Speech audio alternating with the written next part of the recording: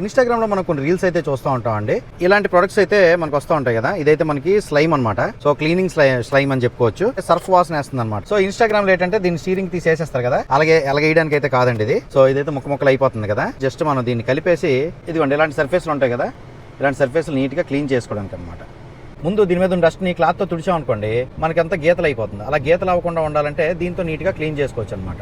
తర్వాత cup holders లో కూడా మనకి డస్ట్ అయితే ఎక్కువగా ఉంటుంది అనమాట. సో అక్కడ కూడా మనం దీన్ని పెట్టి అయితే క్లీన్ చేసేవచ్చు. ఈ స్టీరింగ్ దగ్గర కూడా మనకి డస్ట్ అయితే ఉంటుంది. సో దాన్ని కూడా మనం దీంతో క్లీన్ చేసేవచ్చు. క్లస్టర్ దగ్గర కూడా నీట్ గా క్లీన్ చేసేవచ్చు.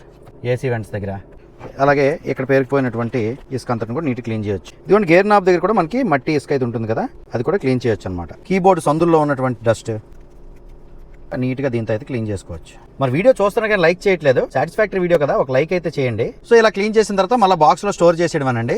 దీనిలో పసున్నంత వరకు మనం చక్కగా క్లీన్ చేసుకుని తర్వాత అయితే నల్లగా అయిపోయిందంటే అటువంటిప్పుడు జల్లేయడం తప్పించి ఇంక వేరే దానికైతే పనికిరాదు అనమాట. కడిగేసి యూస్ చేసుకుందాం అంటే ఇది బబుల్ గమ్ కాదు. ఈ సూపర్ క్లీన్ స్లైమ్ ప్రొడక్ట్ అయితే నేను 70 రూపీస్ లో అయితే ఫ్లిప్కార్ట్ లో తెప్పించాను అనమాట.